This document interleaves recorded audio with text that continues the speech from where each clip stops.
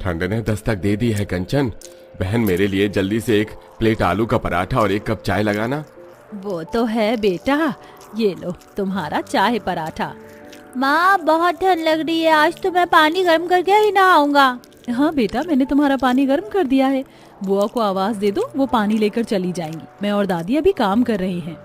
सुबह होते ही कंचन और आशा के पास ग्राहकों की लाइन लग जाती है, जिस वजह से वो अपने दोनों बच्चों पर ध्यान ही नहीं दे पाती। पर कंचन की नंद सिमरन अपने दोनों भतीजों को अच्छे से संभाल लेती है।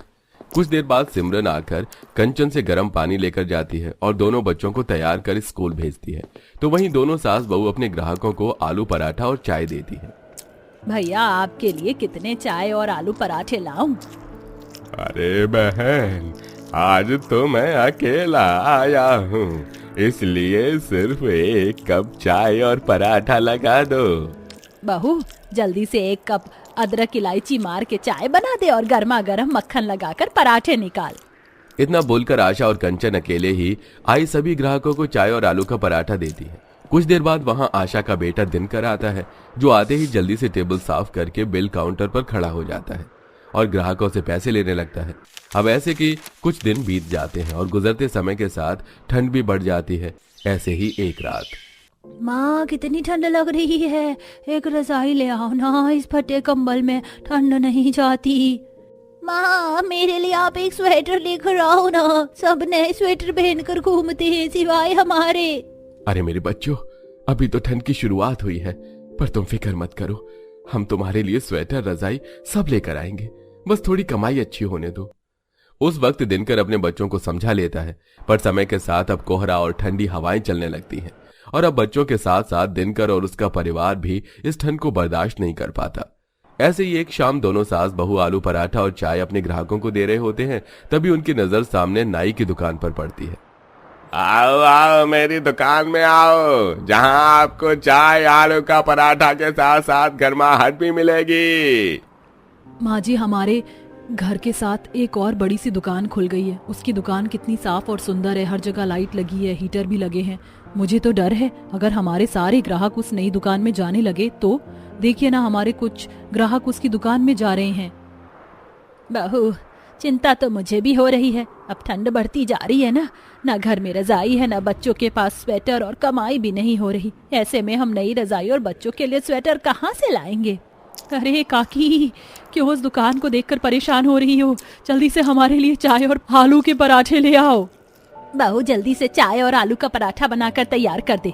बेटा, तुम दोनों बैठो, थोड़ा इंतजार करो, मैं तुम्हारा पार्सल पैक कर देती हूँ। ग्राहकों के आते ही आशा और कंचन उस बड़ी दुकान को देखना बंद कर देती हैं, पर बढ़ती ठंड की वजह से अब जो कोई भी आशा और कंचन के पास चाय पराठा खाने के लिए आते, वो ठंड से कांपते हैं। अरे बाबा, कितनी ठंड हो रही है। अरे बहन, इस ठंड से बचने का कुछ जुगाड़ करो भाई। हाँ बेटा, तुम चाय पराठा खाओ, मैं इस ठंड से बचने का कुछ इंतजाम करती हूँ। दिनकर बेटा, कुछ उपले जलाकर इधर लाना, ग्राहकों को ठंड लग रही है।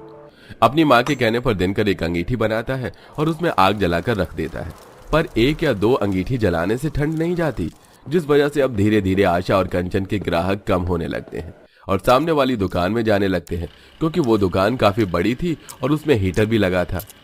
माँ जी, आज सुबह से शाम हो गई, पर 10 ग्राहक भी नहीं आए हमारी दुकान में। उस दुकान में देखो, हमारे सारे ग्राहक कितने मजे से वहाँ बैठे हैं। पता नहीं बहू, आखिर उसकी दुकान में ऐसा क्या है जो सब हमसे हमारा चाय पराठा ना लेकर उस नई दुकान में जा रहे हैं। अभी देख कर आती हूँ मैं, आखिर हमारे सभी पुराने ग्राहक उस नई दुकान में क्यों जा रहे हैं। अपने ग्राहकों को नई दुकान में जाता देख आशा बहुत परेशान हो जाती है और वो खुद उस नई दुकान में जाती है। दुकान के अंदर जाते ही उसे गर्माहट महसूस होती है। इसकी दुकान अंदर से कितनी गर्म है, शायद यही वजह है कि हमारे सारे ग्राहक इस ठंड में हमारे पास ना आकर इस दुकान में जा रहे हैं। अरे बहन, तुम तो खुद अपने घर में चाय और आलू का पराठा बेचती हो, फिर आज मेरी दुकान में कैसे हैं? हीटर की गर्माहट खाने के लिए आई हो क्या? हीटर? ये हीटर क्या होता है? क्या उस हीटर की वजह से तुम्हारी दुकान में इतनी गर्माहट है? अरे बहन, जब तुम्हें हीटर के बारे में पता ही नहीं तो जानकर क्या करोगी? हाँ, और वैसे भी ये हीटर तुम जैसे गरीब लोगों की औकात से बाहर है। ये बिजली पर चलता है। अगर तुम हीटर ले भी लोगी तो बिजली का बिल कैसे भरोगी? अरे अम्मा, मैं तो कहता हूँ कि तुम भी अपनी दुकान में हीटर लगवा लो। वैसे भी तुम्हारी दुकान में ठंड से कांपते हुए चाय पराठा खाने में मजा नहीं आ रहा था। उस दुकानदार और ग्राहकों की बात सुनकर आशा को समझ आ जाता है, क्योंकि उसके ग्राहक धीरे धीरे उसका चाय और आलू पराठा छोड़कर नई दुकान में जा रहे हैं। अब आशा इस बारे में अपने घर वालों से बात करती है। माँ, सही तो कहा उस दुकानदार ने। हम गरीब कहाँ से हीटर लेकर आए? हीटर बहुत महंगा आता है और इस समय हमें हीटर से पहले रजाई और स्वेटर की जरूरत है। हाँ दादी, हीटर बाद में लाना, पहले रजाई ले आओ, मैं बहुत ठंड लगती है।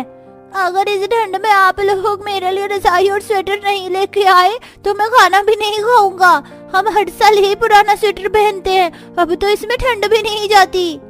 बच्चों, दादी को परेशान मत करो। कुछ दिनों से कमाई अच्छी नहीं चल रही है। जैसे ही थोड़ी सी कमाई होगी हम तुम्हारे लिए स्वेटर और नई रजाई ले आएंगे। घर में रजाई न होने की वजह से कंचन और आशा बहुत परेशान होती हैं। ऊपर से बढ़ती ठंड की वजह से उनके ग्राहक भी कम होने लगते हैं और अब गोलू और बिट्टू भी दिन रात नई रजाई के लिए अपनी माँ, दादी और पिता को परेशान करते हैं। जिसके बाद आशा अपने बेटे और बहू से कहती है, बेटा, ये कुछ पैसे रखे हैं, इससे तू कोई सस्ती सी रजाई ले आ, क्योंकि रजाई लाना बहुत जरूरी है। जब तक मैं हीटर का पता करती हूँ, अगर सस्ते में कोई पुराना हीटर मिला तो मैं ले आऊंगी। और रही बिल की बात, तो मैं इसका भी पता करती हूँ कि हीटर जलने पर कितना बिजली बिल आता है। अगर एक बार भी हम अपने दुकान में हीटर लगा देंगे तो शायद हमारे ग्राहक वापस आ जाएं और हमारी कमाई अच्छी होने लगे। माँ जी बिल्कुल ठीक कह रही हैं। कंचन इसमें अपनी सास का पूरा साथ देती है और आशा बाहर दुकान में जाकर हीटर का पता करती है। हीटर वाले भैया, ये हीटर कितने का दिया? और अगर हम पूरे दिन अपनी दुकान में हीटर जलाते हैं तो कितना बिल आ सकता है? अगर दुकान के लिए हीटर चाहिए तो सबसे सस्ता आपको 5,000 रुपए का पड़ेगा। हाँ, और रही बिजली बिल की बात, अगर पूरे दिन हीटर चलेगा तो बिल भी तगड़ा आएगा माता जी। क्या 5,000 का हीटर? ये तो बहुत महंगा है। हीटर का रेट और बिजली का बिल का रेट सुनकर आशा हैरान हो जाती है और परेशान अपने घर आती है और सारी बात अपने घर वालों को बताती है। रहने दीजिए माँ जी, हम गरीब कभी भी अपनी दुकान में हीटर नहीं लगा पाएंगे।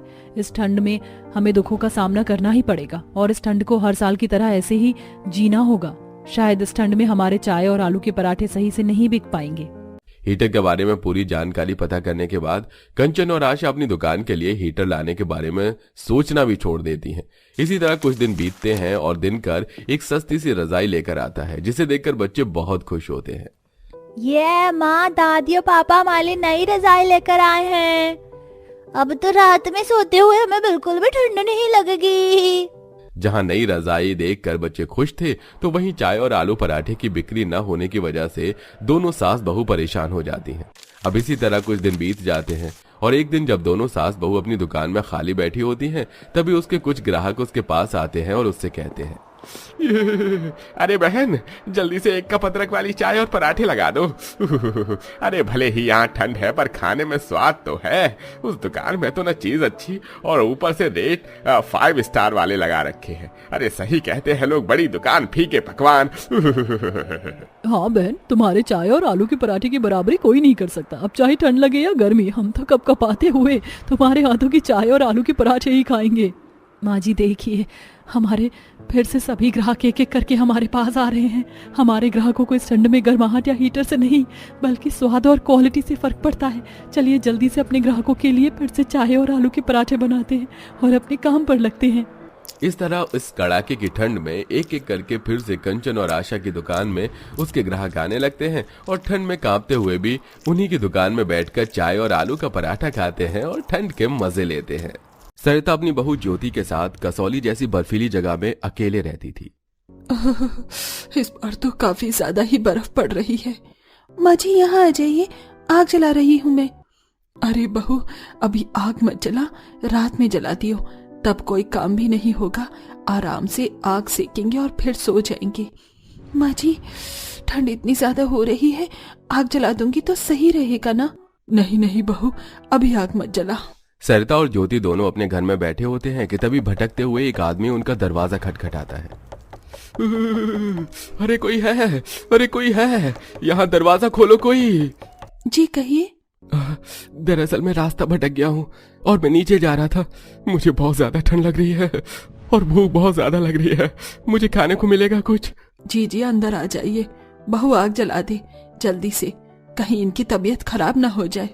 भाई साहब आप यहाँ से तो लग ही नहीं रहे हैं, आप यहाँ घूमने आए हैं क्या? हाँ जी, मैं यहाँ घूमने आया था, लेकिन मैं अपने दोस्तों से थोड़ा अलग घूमने निकला तो मैं खो गया। पर आप लोगों ने मुझे अपने घर में रहने दिया, ये बहुत है मेरे लिए। भाई साहब ऐसे मत कहिए, यहाँ पर आग जलाई है, आप आग सेक लीजिए। ठंड बहुत ज्यादा है, बर्फ पड़ रही है बाहर। मैं आपके लिए मैगी बनाती हूँ। हमारे घर में इस समय तो कुछ है ही नहीं, तो मैगी से ही काम चला लीजिएगा। ज्योति जल्दी से मैगी बनाकर मनोज को देती है। ये मैगी तो बहुत बहुत स्वादिष्ट है। मुझे भूख लग रही है, इसलिए मैं इस मैगी की इतनी तारीफ नहीं कर पा रहा हूँ। ये सच में बहुत ज्यादा अच्छी बनी है। आपने मैगी बहुत ही कमाल की खिलाई थी। दुकान खोल लो आप तो। मनोज काफी तारीफ करके वहां से चला जाता है। मनोज की बातें सुनकर सरिता और ज्योति दोनों सोच में पड़ जाती हैं। माँ जी आज तक जिसने भी हमारे घर में मैगी खाई है वो हमेशा ही तारीफ करके जाते हैं। और वैसे भी आपको पता है हम कोई काम नहीं कर रही हैं। हमारे घर पर पैसे की कितनी परेशानी है, तो क्यों ना हम मैगी ही बेचने लग जाएं। बहू अभी थोड़ी देर पहले मैं भी यही सोच रही थी कि हम भी अब अपना काम शुरू कर देते हैं, क्योंकि बिना काम के तो घर चलाना बहुत मुश्किल हो जाएगा। और जब से मेरे बेटे का देहांत हुआ है तब से हमारी मुश्किलें तो और बढ़ ही गई है ना। तो फिर ये तय करते हैं कि अब से हम मैगी ही बेचेंगे, बिना किसी काम के कोई गुजारा नहीं होगा। और काम के लिए हमें कुछ तो मेहनत करनी पड़ेगी ना। हाँ बहू। माँ जी हम ना मैगी बेचेंगे। यहाँ पर लोग बर्फ में घूमने आते हैं टूरिस्ट स्पॉट पर, वहीं पर काफी सारी गाड़ियाँ भी रुकती हैं। 5 रुपए में हम मैगी बेचेंगे। भले यहाँ पर थोड़ी ज्यादा मेहनत करनी पड़ेगी, लेकिन लोग खा तो पाएंगे, उनके पेट भी तो भर पाएगा। बिल्कुल सही कहा। महंगाई की वजह से काफी लोग पहाड़ों पर स्वाद नहीं ले पाते हैं, इसलिए यही सही रहेगा। किसी तरह दोनों सास बहू अब टूरिस्ट स्पॉट पर मैगी बेचने लगती हैं, वो भी 5 रुपए में। सुबह सुबह दोनों सास बहू मैगी लेने के लिए पहाड़ों से नीचे जाने लगती हैं। माँ जी बर्फ कितनी पड़ रही है, चलने में कितनी मुश्किल हो रही है। बहू ये ले डंडा ले ले, बिना डंडे के तो चलना भी मुश्किल होगा। नहीं नहीं माँ जी आप ही ये डंडा रखो। अगर आपका डंडा मैं ले लूंगी तो आप कैसे चलोगे? कल 2 डंडे ले लेंगे, एक आपके लिए और एक मेरे लिए। आज ये आप ही रखो। जैसे तैसे दोनों सास बहू नीचे से काफी सारे मैगी के पैकेट्स लेकर टूरिस्ट स्पॉट पर आ जाते हैं। मैगी ले लो, गर्मा गर्म 5 रुपए में मैगी ले लो। बर्फीली जगह पर 5 रुपए की मैगी, सास बहू की 5 रुपए की मैगी। मैंने सुना था यहाँ पर मैगी की प्लेट 40 रुपए से कम नहीं होती, वो भी उसमें नाम की ही मैगी होती है। लेकिन तुम तो 5 रुपए की मैगी बेच रही हो। मैं तो इसका वीडियो बनाऊंगा। भाई साहब बस वीडियो मत बनाइएगा, मैगी भी जरूर खाइएगा। अरे मैगी भी खाऊंगा और वीडियो भी बनाऊंगा। जरा मेरे लिए 5 रुपए की 2 प्लेट मैगी लगा देना। बहुत भूख लग रही है, ऊपर से ठंड में कुछ चटपटा खाने का मन भी करता रहता है। जी अभी लगाती हूँ। लोगों को सास बहू की 5 रुपए वाली मैगी बहुत ज्यादा पसंद आती है। कुछ ही देर में उनकी सारी मैगी बिक जाती है और वो समय से पहले फ्री भी हो जाती है। बहू मुझे तो लगा था कि हम इतनी सारी मैगी के पैकेट लेकर आए हैं, कम से कम रात के 9-10 बज जाएंगे, लेकिन देखकर तो यही लग रहा है कि अब हमें कल से और मैगी के पैकेट लाने पड़ेंगे। माँ जी बिल्कुल सही कहा, लोगों को मैगी काफी ज्यादा पसंद आ रही है। और अच्छी बात है ना, लोगों को मैगी पसंद आएगी तो हमारी भी कमाई ज्यादा होगी। यही सही रहेगा। अब हम कल और भी ज्यादा मैगी के पैकेट लेकर आएंगे। अगली सुबह सरिता और ज्योति 3 बजे ही मैगी लेने के लिए पहाड़ों में नीचे जाने लगती हैं। बहू ये सारी जरूरत की चीज हमें नीचे जाकर ही क्यों मिलती है? अरे ऊपर भी तो मिल जानी चाहिए ना। ऊपर से तो इतनी महंगी महंगी हो रखी है। माँ जी आपको तो पता ही है ऊपर महंगाई क्यों है। अरे कोई भी ऊपर सामान लेकर जाता है तो अपनी मेहनत के भी तो पैसे लेगा ना। सरिता और ज्योति दोनों ही काफी सारे मैगी के पैकेट्स लेकर ऊपर जाने लगते हैं कि तभी बर्फ से ज्योति का पैर फिसल जाता है और उसे चोट आ जाती है। माँ जी मेरे हाथ में बहुत ज्यादा चोट लग गई है, मुझे बहुत दर्द हो रहा है। भगवान सारी दिक्कतें क्यों हमारे साथ ही होती हैं। बहू तू एक काम कर, घर चली जा, मैं आज मैगी बेच दूंगी। नहीं नहीं माँ जी, आप अकेले कैसे करोगी? वैसे भी आपकी उम्र हो गई है, मैं भी आपके साथ चलूंगी। लेकिन बहू तू कैसे जाएगी मेरे साथ? तुझे पहले से ही चोट आई हुई है और तू चोट में मेरे साथ जाएगी? अरे आराम कर ले ताकि कल को तू मेरे साथ जा सके। सर्दी की चोट पता है ना कितनी भारी पड़ती है। माँ जी, सर्दी की चोट भले ही भारी पड़े, लेकिन ये भारी चोट नहीं है, हल्की सी चोट है, जल्दी ही ठीक हो जाएगी। मैं वहां पर धूप में खड़ी हो जाऊंगी, आप बना लेना। आपके साथ रहूंगी, कम से कम मुझे भी तसल्ली ही रहेगी। ठीक है बहू। सरिता और ज्योति दोबारा से मैगी बेचने के लिए चले जाते हैं। टूरिस्ट को घुमाने के लिए आई गाड़ियों के ड्राइवर भी दोनों सास बहू से मैगी खा रहे थे। अरे सच में, जब से तुम दोनों सास बहू ने यहाँ पर अपनी मैगी का स्टॉल लगाना शुरू किया है ना, हमारे लिए तो बहुत राहत हो गई है। हम कभी अगर खाना खाकर नहीं आते हैं ना, तो यहीं पर हम मैगी खा लेते हैं, वरना हम अब टूरिस्ट को छोड़कर नीचे तो जा नहीं सकते थे अपने घर पर खाना खाने के लिए। मुझे ये सुनकर काफी खुशी हुई कि हम जरूरतमंद लोगों का पेट भर रहे हैं। हमें भी आप लोगों से मिलकर बहुत खुशी हुई, जो आपने मेरे बारे में ना सोचकर दूसरों के बारे में सोच रहे हैं। 5 रुपए में मैगी, इससे आपको इतना नहीं बचता होगा, लेकिन फिर भी आप दूसरों के बारे में सोच रहे हो, बहुत अच्छा लगा जान के। दोनों सास बहू को मैगी बेचकर पैसे तो मिल रहे थे, लेकिन रोज सुबह उनको मैगी के पैकेट्स लेने के लिए नीचे आना पड़ रहा था, जिससे उन्हें काफी तकलीफ हो रही थी। मेरे शरीर में बहुत ज्यादा दर्द हो रहा है, ठंड भी लग रही है, पूरा शरीर अकड़ रहा है। सच में बहू, कल तो काफी ज्यादा बर्फबारी हुई थी, घर के बाहर पूरी बर्फ जमा थी। अब हम ऐसे में तो जा भी नहीं सकते बाहर कहीं। माँ जी, हम किसी से बात करें जो हमारे लिए मैगी के पैकेट नीचे से ले आएगा। ठीक है बहू, मैं आज ही किसी से बात करती हूँ। सरिता और ज्योति दोनों टेम्पो ड्राइवर आनंद से मिलती हैं। भाई साहब, आप हर रोज नीचे से ऊपर तो आते ही हैं, तो आप हमारे लिए मैगी के पैकेट ले आना, मैगी के पैसे हम आपको दे देंगे। पैसे तो मैगी के मिलेंगे ना। अब ये बताइए, मुझे नीचे से ऊपर आने के कितने पैसे मिलेंगे? बिना पैसे के मैं कोई काम नहीं करता। हमारी ज्यादा कमाई तो होती नहीं है, लेकिन हम 500 रुपए दे पाएंगे। क्या 500 रुपए? अरे 500 रुपए अपने जेब में रखो, इतने कम पैसों में मेरा कुछ नहीं होगा। सास बहू और परेशान हो जाते हैं। माँ जी, कोई बात नहीं, अगर हमें खुद ही लाना पड़ेगा मैगी तो हम ले आएंगे। दोनों सास बहू अब खुद ही मैगी लाते हैं। कुछ दिनों बाद दोनों सास बहू मैगी बेच रही होती हैं कि तभी वहां ड्राइवर आता है। अरे माता जी, आप दोनों सास बहू ने सच में हम लोगों के लिए बहुत आसानी कर दी है। मैं अगर आपकी कोई मदद किसी तरह की कोई कर पाऊं या कोई काम में आ पाऊं तो मुझे आप जरूर बताइएगा। जी नहीं नहीं, हमें कोई मदद की जरूरत नहीं है। शायद आप बोलना नहीं चाहती, पर मैं खुद ही बोल देता हूँ। देखिए, मैं रोज टूरिस्ट को नीचे से घुमाने के लिए टूरिस्ट स्पॉट पर ऊपर तक लेकर आता हूँ, तो ऐसे में मैं आपकी मैगी के पैकेट्स ले आऊंगा। मैंने कई बार आपको देखा है, सुबह 3 बजे 4 बजे मैगी के पैकेट लेने के लिए आप नीचे जाते हुए। मैं आपकी ये मदद कर सकता हूँ। सच में? लेकिन हमारे पास पैसे नहीं है आपको देने के लिए। मैंने तो आपसे पैसे मांगे भी नहीं, मुझे पैसे नहीं चाहिए। आपकी 5 रुपए की मैगी मेरे लिए बहुत अच्छी है। जब मैं कुछ खाकर नहीं आता तो इससे ही मेरी भूख शांत होती है। ठीक है फिर। सरिता और ज्योति की सबसे बड़ी परेशानी वो भी हल हो चुकी थी। कुछ ही दिनों बाद अब अपनी एक दुकान खोल लेते हैं और उनका काम बहुत ही ऊंचाई पर जाने लगता है। तो दोस्तों, कैसी लगी आपको हमारी मैगी बेचने वाली गरीब सास बहू की कहानी? हमें कमेंट बॉक्स में कमेंट करके जरूर बताइएगा। और साथ ही आप हमें ये भी बताइए कि आपने कभी पहाड़ों की मैगी खाई है और आपको कैसी लगी, हमें जरूर बताइए।